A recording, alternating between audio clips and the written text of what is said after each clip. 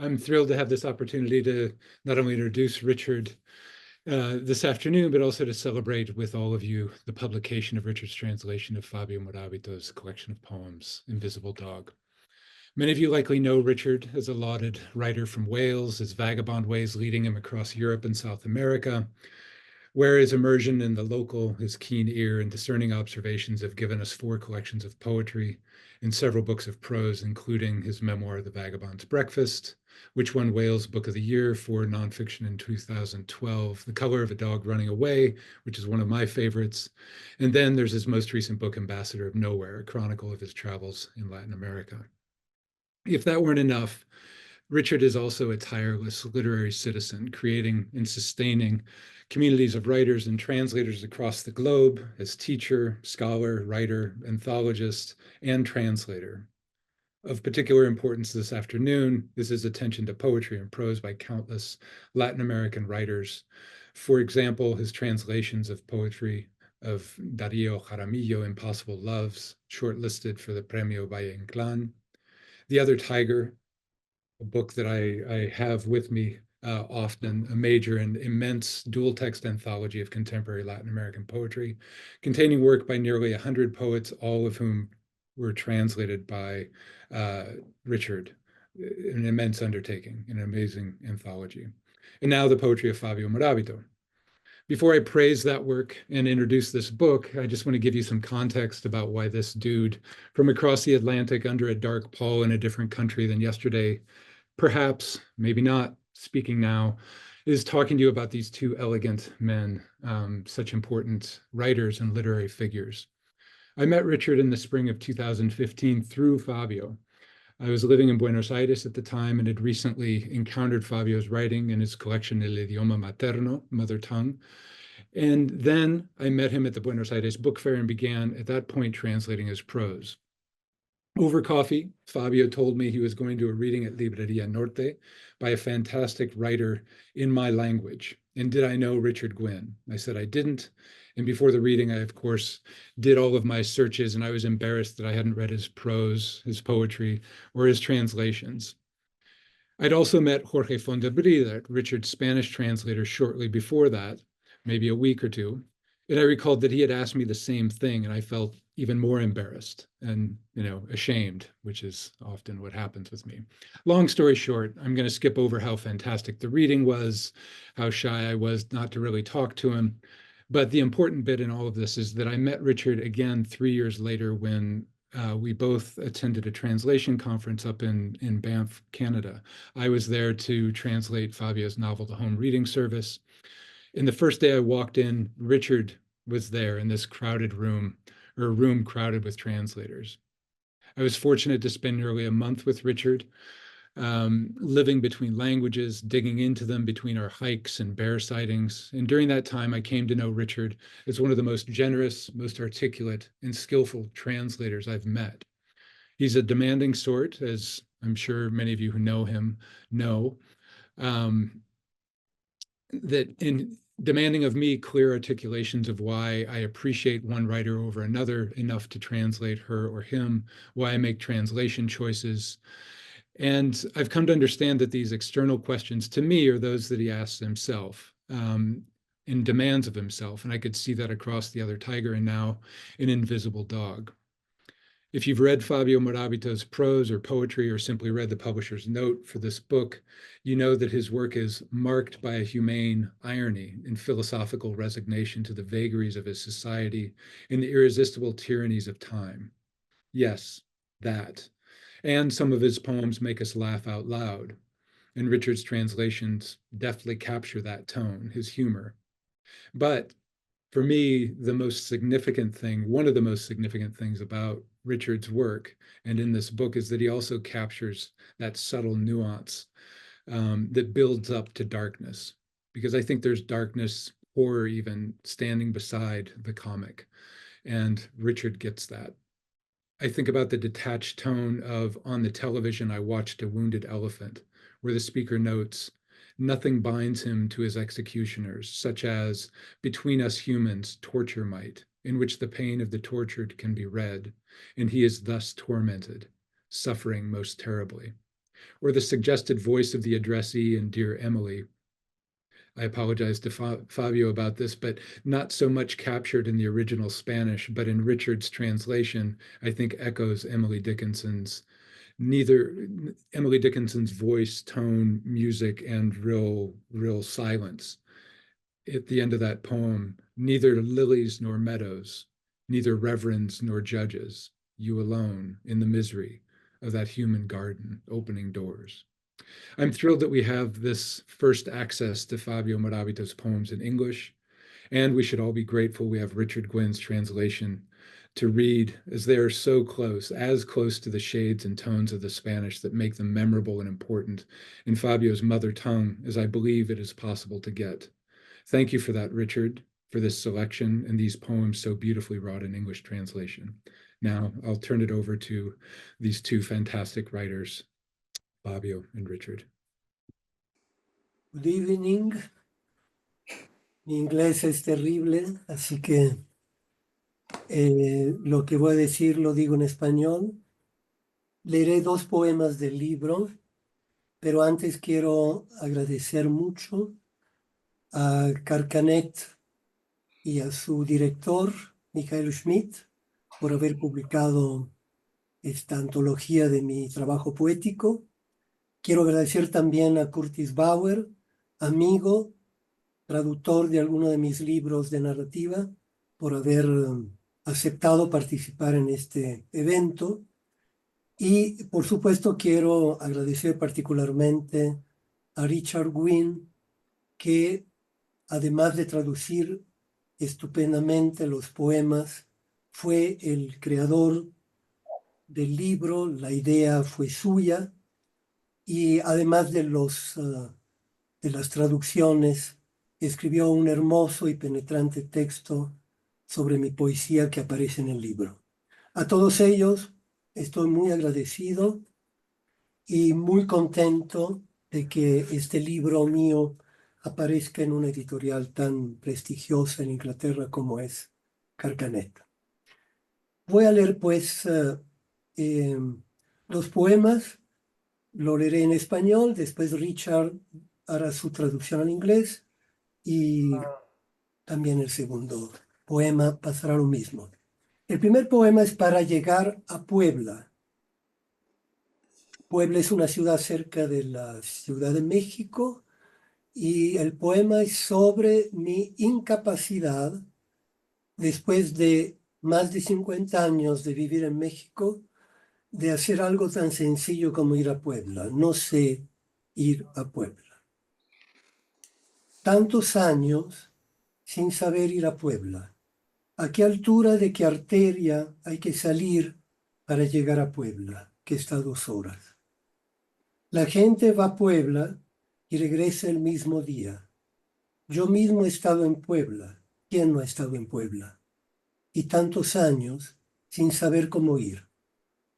Enséñeme a ir a Puebla, que está a 2 horas, y a creer en Dios, que está tan cerca que se llega a Dios y se regresa de Dios el mismo día. Yo mismo he creído en Dios. ¿Quién no ha creído en Dios? Me pasa con Dios lo mismo que con Puebla. No sé a qué altura, de qué arteria hay que salir. ¿Qué ha sido de mi vida si no he aprendido lo que todos saben? Hablarle a Dios e ir y volver de Puebla el mismo día. Yo solo sé el camino a Cuernavaca. Es todo lo que sé para salir de esta ciudad. Enséñeme el camino a Puebla. Enséñeme a salir, a creer, a ir y regresar el mismo día.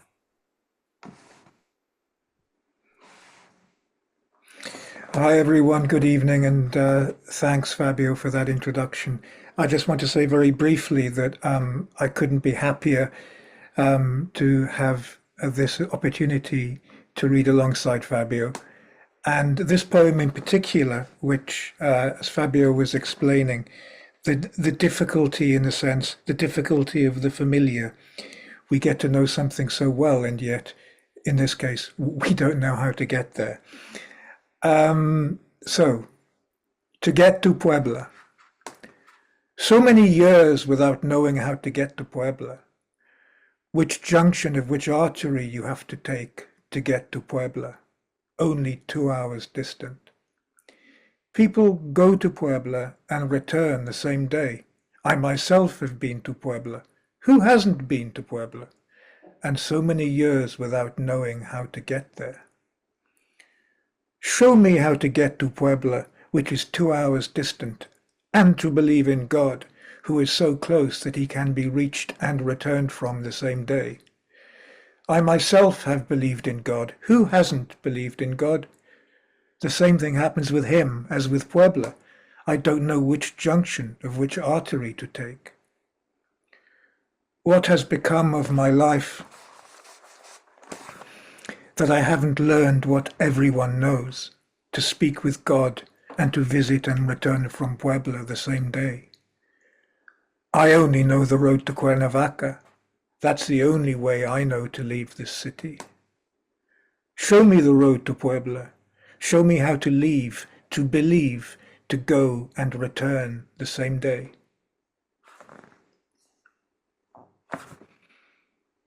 And now Fabio is going to read a journey to Pátzcuaro, Un viaje a Pátzcuaro, which is one of, I think, my favorite poems in the book. Well, as was Puebla, but this one seems to have a particular resonance, and maybe we'll get a chance to talk about it later, that sums up aspects of the entire book. So over to you, Fabio. Gracias, Richard. Un viaje a Pátzcuaro. A los 16 años, sin un motivo claro, compré un boleto para Pátzcuaro. Viajé toda la noche en un camión semivacío. Pude haber ido a Zacatecas o a Querétaro o a cualquier otra parte. Nunca viajaba rumbo al mar. El mar era la meta de los viejos. Quitaba a un viaje su heroísmo. Llegué al amanecer a Pátzcuaro. La plaza estaba sola, desiertos los portales. Solo se oían mis pasos como en un cuadro de De Quirico. Un primer rayo se posaba en la cabeza de la estatua de Quiroga. Una mujer salió a barrer la acera de un hotel que a mí me pareció de lujo porque tenía 16 años, y me ofreció una habitación. Estaba en el segundo piso. Daba a la estatua. Tenía un balcón. Tenía una mesa hermosa junto a la ventana. Era muy amplia y luminosa. No me atreví a tomarla. Y ese era el cuarto idóneo para mí. Tenía la luz de mis 16 años. Tal vez ahora sería otro, tal vez sería distinto. No escribiría lo que escribo. ¿Quién volverá a ofrecerme en el silencio de una plaza un cuarto así enfrente de una estatua? Tal vez no he vuelto a tener años desde entonces. Soy todo lo que fui a los 16 o un poco menos. En otro hotel oscuro y anodino, al que me fui a meter a 3 o 4 cuadras de la plaza, alguien gritó que me callara cuando empecé a tocar guitarra. No había balcón y la ventana daba a un patio gris. Cómo me odié despacio por ese viaje que no sabía llevar a cabo. ¿Por qué venir a Pátzcuaro, a Janitzio? ¿Por qué cargar con la guitarra si apenas la tocaba? ¿Por qué tocarla si así solo apuraba mi regreso y todo me era indiferente? ¿Por qué viajar para volver, para probarse, tapándose los ojos? Estuve a un pelo de tener mi edad, tal vez, a un pelo de tocar el fondo sin dolor. El viejo vicio de los míos de creer en la experiencia, no en los ojos, y no coger al vuelo nada como un pecado. No estuve 4 días en Pátzcuaro, solo el primer minuto, y solo en ese tiempo fui perfecto. El tiempo de dar vuelta a los portales sin nadie que me viera ni me oyera, como en un cuadro de De Quirico.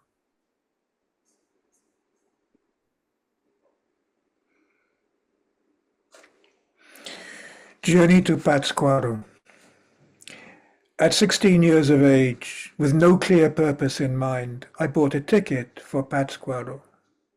I travelled all night in a half-empty bus. I could have gone to Zacatecas or to Querétaro or any other place. I never travelled to the sea. The sea was where old people went. It detracted from the journey's heroism. I arrived at Pátzcuaro at dawn. The square was empty, the doorways deserted. Only my footsteps could be heard, like in a painting by de Chirico. The sun's first rays lit up the head of Quiroga's statue. A woman came out to sweep the pavement outside a hotel that seemed to me luxurious, because I was 16, and offered me a room. It was on the second floor. It looked out over the statue. It had a balcony and a fine table next to the window. It was spacious and well lit. I didn't dare take it. And that was the ideal room for me. It had the radiance of my 16 years.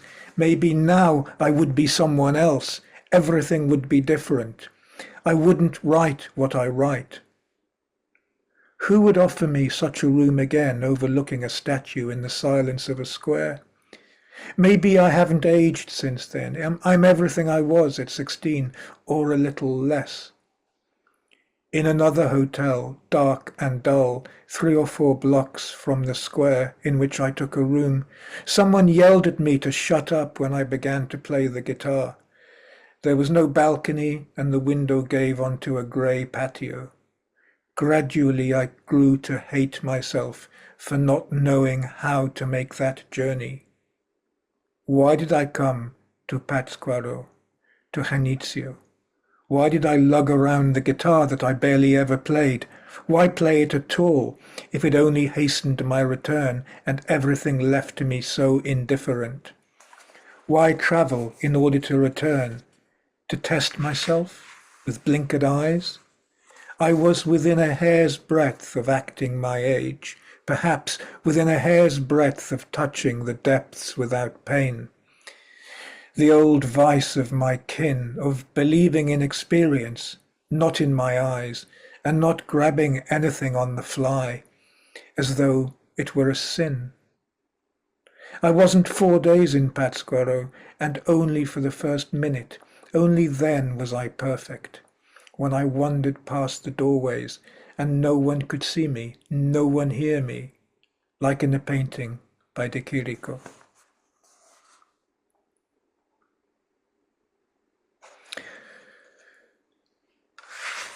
So, I'm going to read a few more poems and of Fabio's, and then I'm going to get into conversation with Curtis. So the first of these, Because I Write, is one of, I think, 3 in the collection in which the poet reflects on his own linguistic background and the fact that he is essentially writing in his second language. I mean, Fabio moved to Mexico at 14, 15, and so the previous poem, Journey to Pátzcuaro, he'd only been in Mexico for about a year.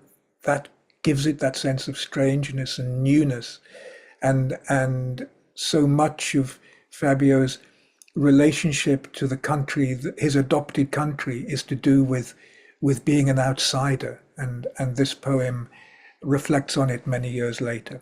Because I write. Because I write in a language that I learned, I have to be awake while others sleep. I write like someone scraping water from the walls, and am inspired by the early sun inside my room. I wake before everyone, but up above. I write before daybreak, when I am almost the only one awake and can make mistakes in a language that I learned. Line after line, I seek out the prose of this language that is not mine. I don't seek out its poetry, but descend from the top floor in which I wake. I trawl through line after line while others sleep, stealing a march on the day's lesson. I hear the sound of the pump that draws water to the tanks, and as the water rises, the building becomes humid. I disconnect the other language, which in sleep enters my dreams. And while the water rises, I descend line by line, like one who recognizes the language of the walls. And I reach so far down at times, and it is so lovely that I allow myself, as a luxury, some small remembrance.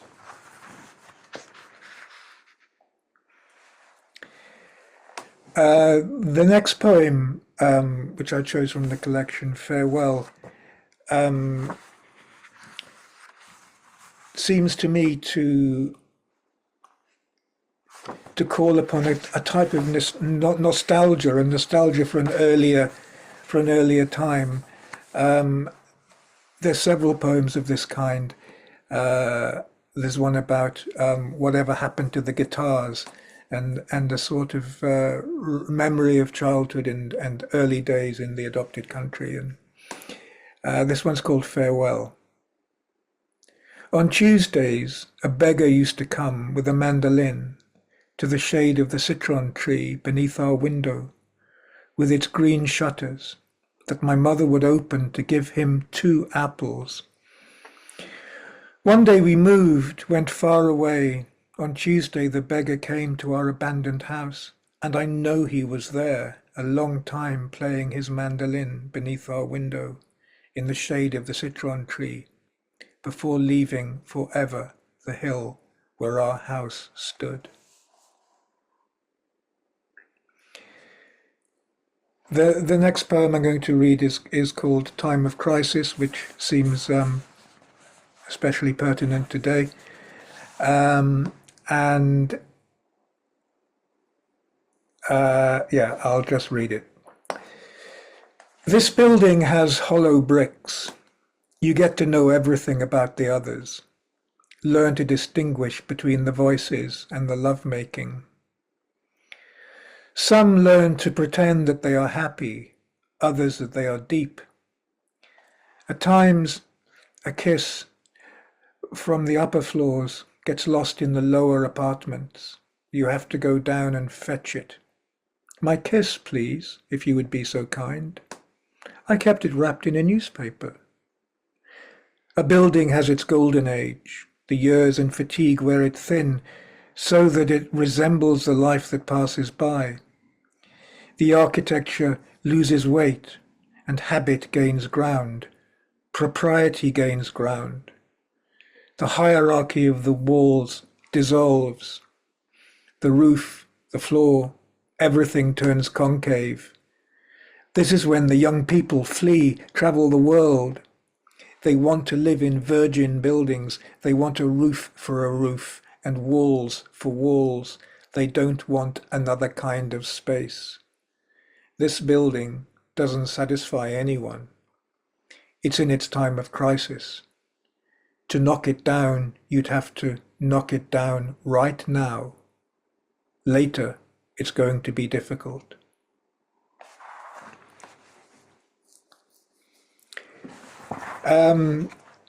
When we were deciding, having completed the translations, which I shared many of the issues which confront a translator with the poet. I was in regular email contact with Fabio about some of the choices I had to make in the translations, and although Fabio doesn't speak much English, he is himself a translator from Italian into Spanish, and a very eminent translator. And so he recognized exactly the kinds of problems that I was tackling and understood the issue, as it were, from the other side of the mirror. And I enjoyed these interactions very much, as you always learn something about translation when you speak to the person who wrote the thing, even if it's not what you want to hear. So this was particularly interesting. Anyway, to get to the point, we had to decide on a title for the collection, and I chose a number of different suggestions, some of which were titles of the poems and some which were not. And when it came to a decision, Fabio had no doubt whatsoever in calling the collection Invisible Dog. And I'll leave you in suspense as to why that might be. So, Invisible Dog. I have an invisible dog. I carry a quadruped inside me that I let out in the park, just as others do their dogs. When I bend down to let him go free, to play and run, the other dogs chase him. Only their owners don't see him. Maybe they don't see me either. It happens more and more with every outing. The other dogs get worked up into a state, and among the owners a disquiet grows, and they call their dogs to prevent a pack from forming. Maybe they don't see me either, sitting on a bench, doubled over a little, with the effort of letting him go free.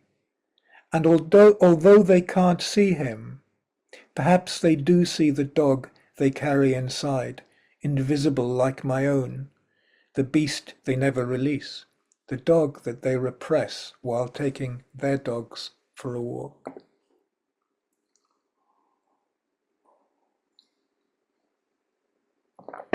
And I'm going to finish with one of my absolute favorites, which actually was, I think, the first poem I translated from Fabio, so it's a good place to end it. And it appears in the anthology of Latin American poetry that Curtis referred to, The Other Tiger, that was published in 2016. In fact, there are 3 or 4 poems by Fabio in that anthology, and this was the first I translated. Sobbing. I always arrive late at funerals, when the eyes of those attending have dried, and some have already forgotten the face of the deceased, how old he was, the cause of his death. Then I arrive with my anachronistic weeping, in my honest mourner's black, and like a conflagration I offer out hugs, clasp the hands of the widow and of the orphans between my hands. The whole cortege witnesses my pain. No one dares refute it. People are embarrassed and crowd together again around the dead man. The widow caves in and breaks into sobs, the orphans also, and the sound of weeping grows once more, reaching everyone, those who have not yet wept, those who are there, who observe that it is the weeping of a returning tide of considerable magnitude, and they enter into it. They forget about their dead, or remember them with greater clarity, and the weeping flows faster, dragging with it the weeping of other occasions. Its roar warns of a great weeping, which broadens out and detaches itself from the dead. For this I arrive late, at the weeping of others. I come with another weeping in my throat, which I let loose among the damp bodies, and I see how it clings to every tear, coils around, crackles in each of them, and I am the only one who knows. It is my misfortune they are weeping for, that they are weeping for my dead, and bestow their weeping on me.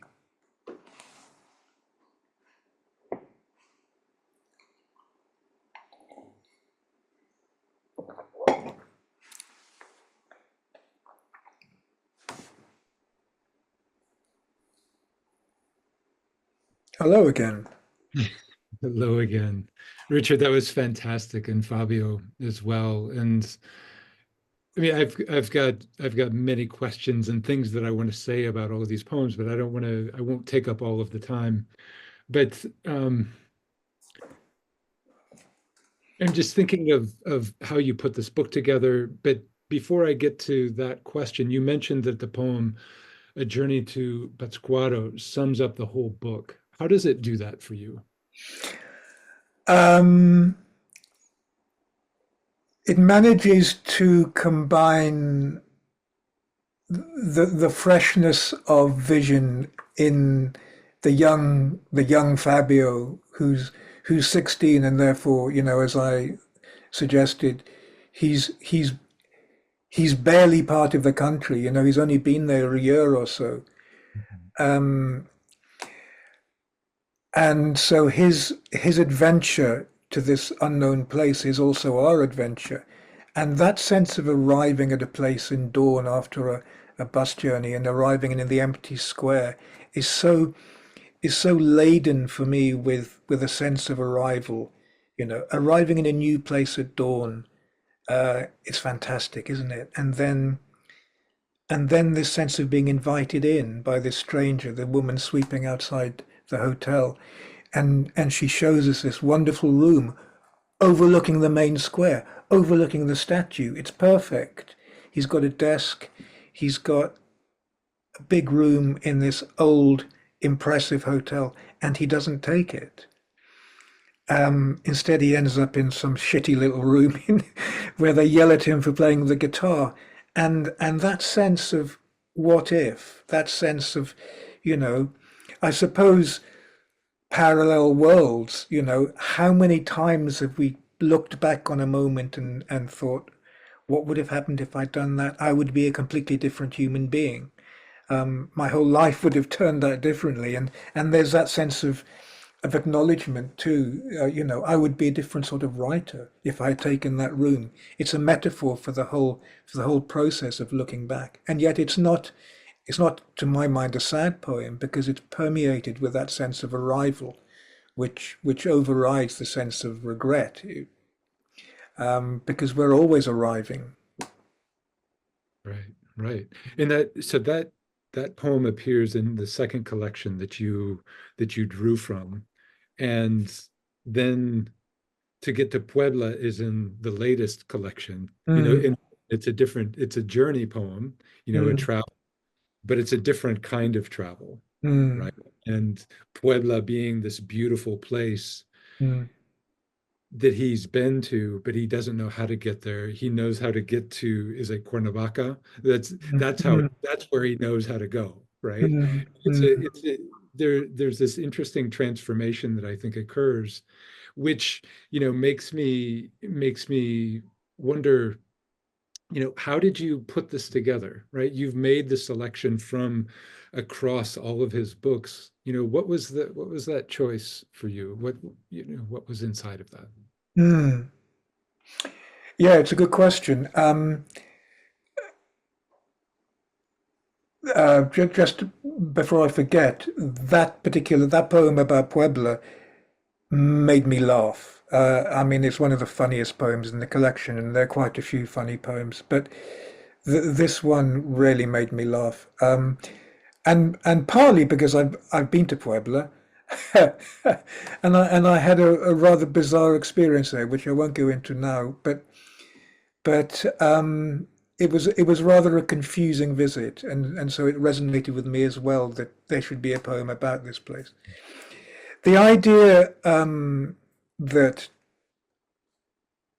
of structuring the collection was essentially, in the first instance, reading everything and then selecting my favorites.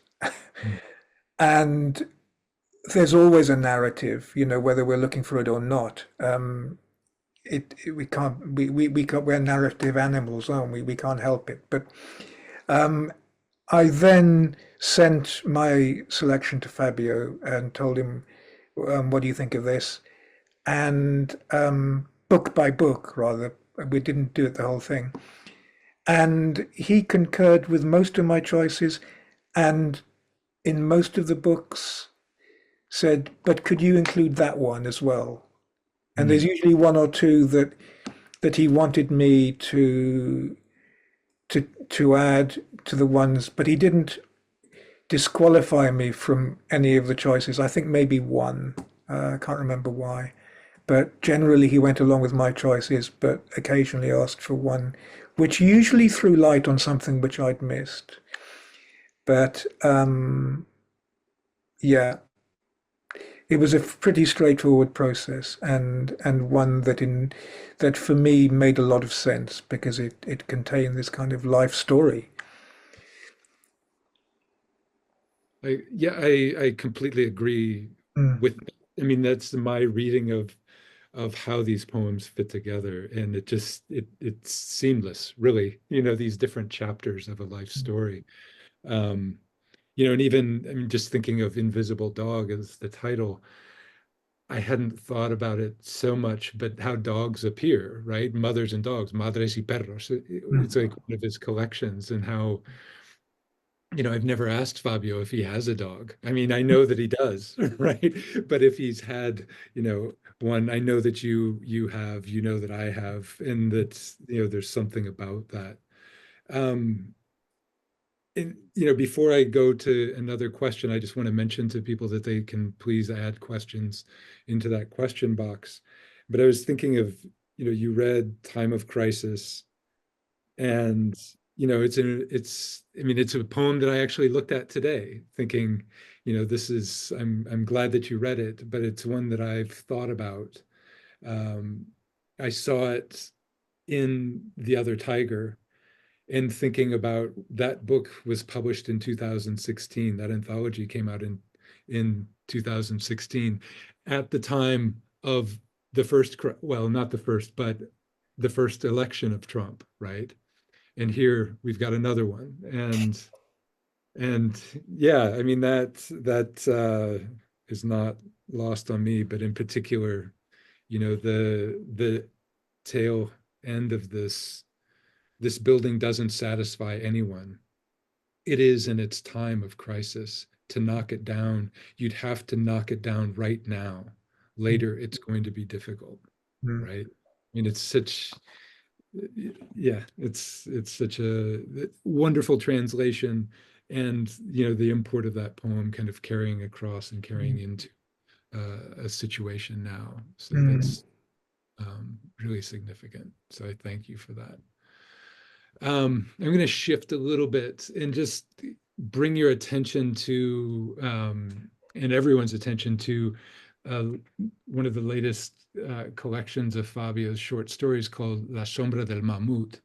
And in that collection, there's a story about a young a young man who decides that he's going to drop out of university and begin translating.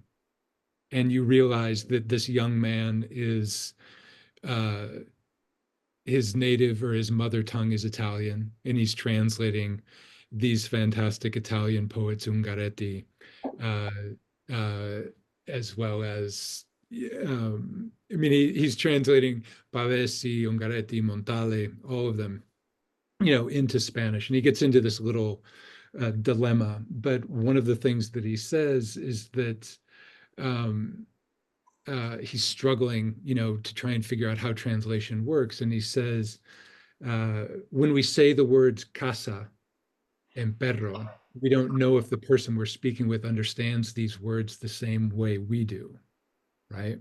So that makes me wonder about your idea of equivalence and, translation, and considering liberties and adjustments or variations that you perceive inside the poem. And I mentioned this in my introduction about how I heard Emily Dickinson in Dear Emily. mm, I don't know if it's just me, right? But I wonder if that's in there for you, or Journey to Pátzcuaro. There, for me, there's an echo of Elizabeth Bishop's questions of travel, in the why travel in order to return to test myself with blinkered eyes. mm. So I'm wondering what you bring into your translations here. Yeah. Incidentally, knowing that Fabio translated Ungaretti and Pavese and Montale, as notably Ungaretti, because at the age of about 14, we had a wonderful series of poetry and translation over here in the UK called poetry, modern poetry in translation. They had a fantastic, and the first Italian poet to be translated was Ungaretti, and I loved those poems. So it's lovely in a way to come full circle and find someone who's actually translated those same three poets. I obviously I assume that element of Emily Dickinson was in the Spanish, and I simply tried to translate it, and my methodology, such as it is very much concerned with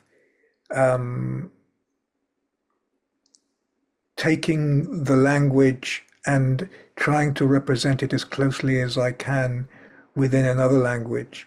And that sounds straightforward, but in terms of translating poetry, it isn't always, because I've just read a very interesting essay which comes at the end of Don Paterson's versions of Rilke's Orpheus poems, and he talks about the difference between a translation and a version, and I'm very much a translator rather than a person who makes versions. I want to stay as close as I can to the spirit of the original, and use the language in a way that reflects the language of the original as closely as I can.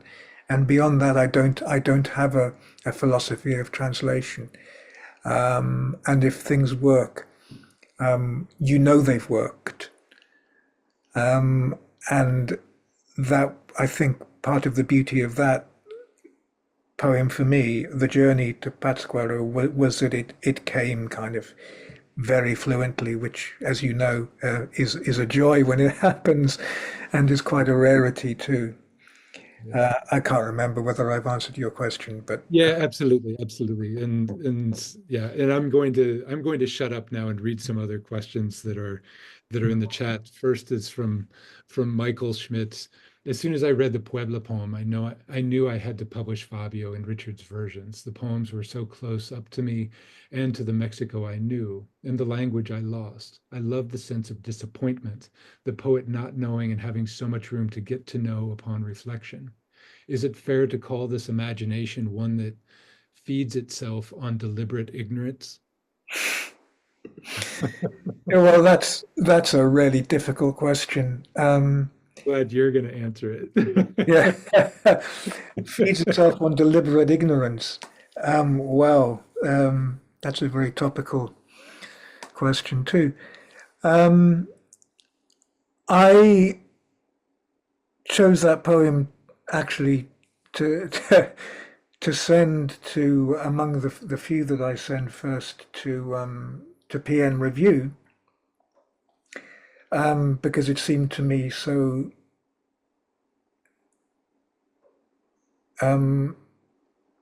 it seems such an excellent representative of what Fabio does, the way that he teases the reader with ideas, almost in a self-deprecating way, often in a self-deprecating way, and yet with this thick underlay of humor.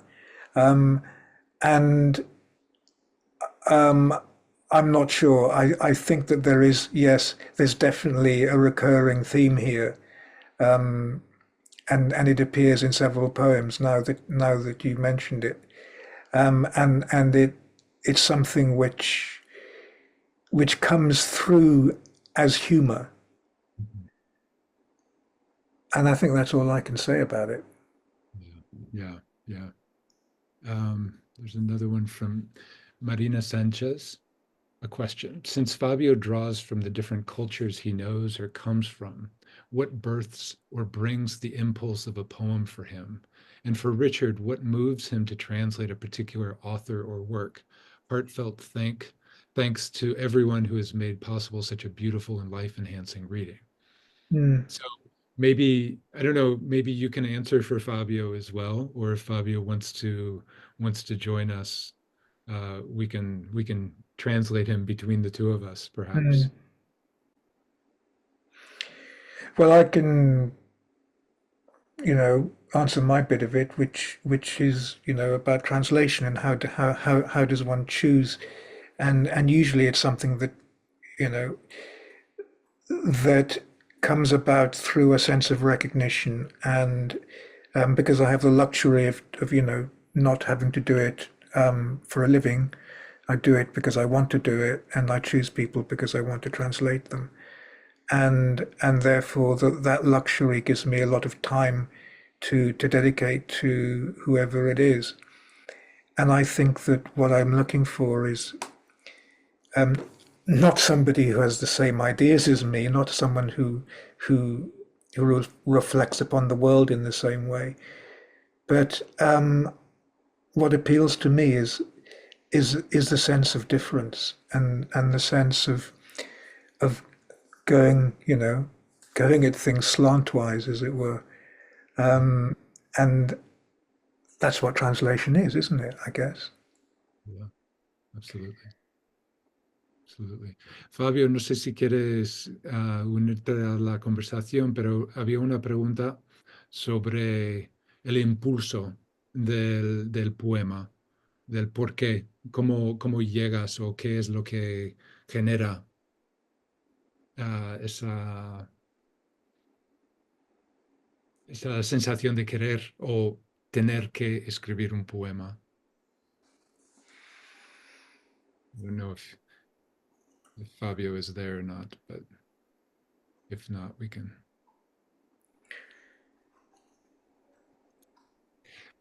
I'm going to try. ¿Sí me oyen? ¿Sí me escuchan? Sí, sí, sí. Perfecto, sí, porque no tenía el audio. Yo creo que los motivos de inspiración de un poeta provienen principalmente del idioma en que escribe. En mi caso, la influencia de la poesía italiana es muy fuerte, pero finalmente yo no escribo en italiano, escribo en español. Y por lo tanto es la tradición de la lengua española la que prevalece en el momento de elegir los temas de mi escritura. Creo que por un lado. Y por el otro lado, creo que los temas de la poesía son muchas veces o siempre universales, y la traducción de la poesía es una prueba de ello, que podemos perfectamente identificarnos con poesía escrita en otro idioma, porque lo que dice el poeta es algo con lo cual nos podemos identificar plenamente. Yeah. So Richard, you can help me if I miss here. I think Marina probably understood that, but for other people who aren't familiar with the Spanish, just thinking about the motivations.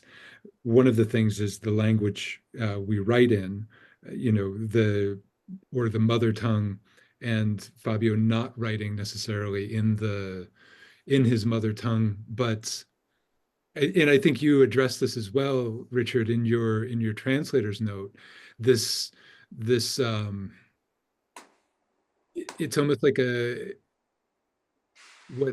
need in order to understand things or a drive in order to comprehend and to clarify uh, in this second language, right? I mean, it's the urge is coming out of the mother tongue, but in order to understand and comprehend and clarify uh, what that is, you're practicing it through the second language and working it out. And one thing that I learned from Jorge Fondebrida about Fabio is that or at least this is what Jorge told me, that there's a kind of anxiety in Fabio's writing of clarity, and he's using a kind of Spanish that isn't necessarily typical in Mexican writers, that there might be some antiquated usages or odd usages as someone who is speaking a second language, but speaking Spanish as a second language, but it's so deeply clear and precise that it is his first language. I don't know if this makes sense or not. And Fabio, I'm butchering your response, but this is what I've discovered about Fabio's writing by translating several of his books. I don't know if you want to add anything to that, Richard. Yeah, no, I think that you conveyed the essence of what he said, but I can kind of add to it by reflecting on something that Fabio said in an interview or in an essay somewhere, um, about about um, about writers, and about those of us who write might all, in a sense, be speakers of another language, and that we write to cauterize a wound that separates us from the language, as and language as experience. Language and experience will always, to some degree, be at odds with each other, which is something, of course, that Borges was always on about. And I love that sense of there being, some other language which we're scrabbling around to try and express ourselves in, the phantom language, which is, of course, the other tiger, if you, Right. yeah, Absolutely. the one beyond the poem. Yeah, yeah. And, just thinking of, I think one of the many reasons I love Fabio's work is that there's this constant consternation, questioning, fascination with how language functions and the playfulness that's there. You noted it in the journey to Puebla. There's the playfulness of Mm.